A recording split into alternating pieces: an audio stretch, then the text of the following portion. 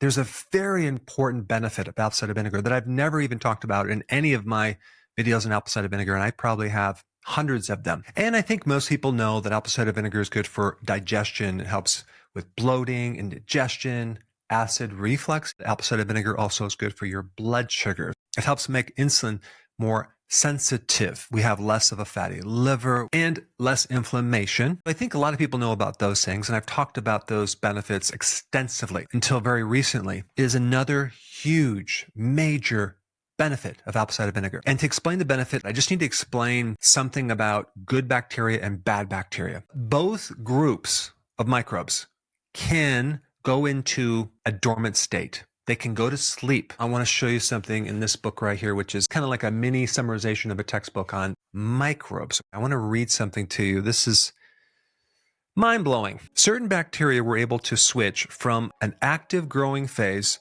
to dormancy. This is a survival mechanism triggered mainly by starvation signals. Of course, if you're going to starve them off, they're going to die, right? The last resort response to starvation that a cell undergoes once all other stress coping mechanisms have failed. The purpose is to generate a metabolic inactive cell that will maintain the genetic information under various environmental stresses, including ultraviolet radiation and certain enzymes and certain chemicals. When that microbe is a dormant state, it's protected, especially against antibiotics. Thanks to its architecture, a dormant microbe can survive decades to thousands of years. What? The things that revive a good bacteria versus a bad bacteria or a bad pathogen are not the same. What will wake up the good bacteria that are sleeping? There's several things,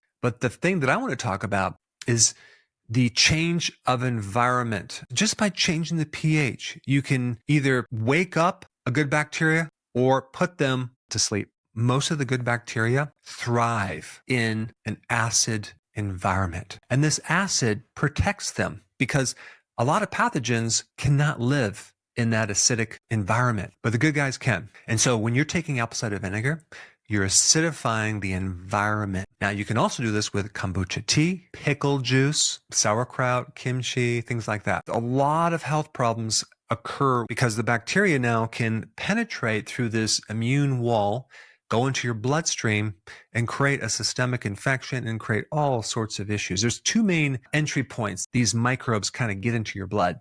One is through the colon, and the other is through your gums. In fact, there are certain reports that when they look at plaquing in the arteries, they're finding bacteria from your mouth. A lot of skin problems is coming from this bacteria that should be in the gut, but it's called translocated. It moves in a different part of your body. There's another type of microbe that creates butyrate, which is kind of a byproduct that helps insulin resistance. Those microbes love an acidic environment.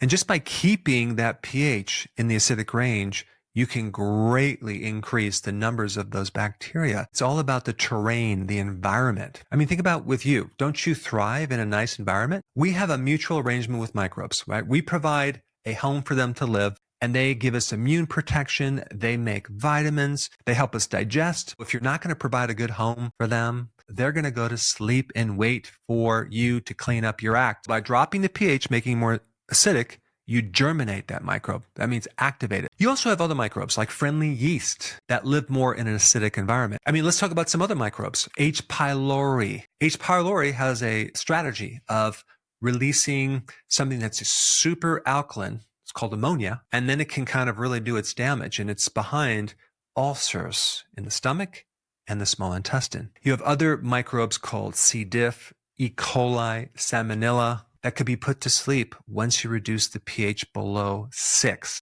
You have the small intestine, and then you have the large intestine, right? The large intestine is where the majority of microbes are.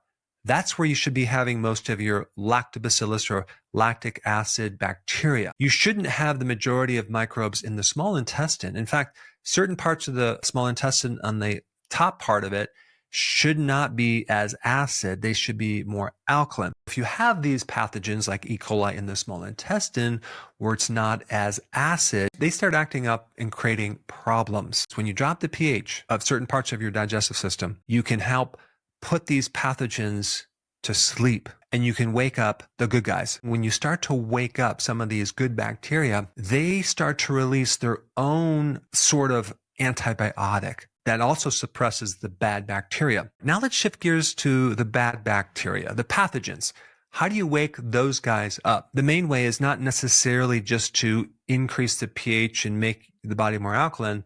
The main way is to suppress the immune system, the natural thing that should keep the bad guys in check. Antibiotics also work because it lowers the defense system of the immune system, and then they start to wake up. Stress suppresses the immune system. Prednisone also wakes up pathogens. And the reason it's doing that is because it's lowering our immune system. When we get older, stressed out, they can start to thrive. But the big thing that can activate these microbes is vitamin D deficiency. So vitamin D deficiency creates such a weakness that the pathogens can come out of hibernation and do destruction. Even when I was in practice, I noticed that when people got these serious infections, whether it's a cold sore on the mouth or genital herpes, stress was a big trigger. It's lowering the immune system, but vitamin D is such an important factor, not small amounts. I'm talking about at least 10,000, but probably 20 or 30,000 or more of vitamin D3 to help keep these microbes in remission, because now your immune system is strong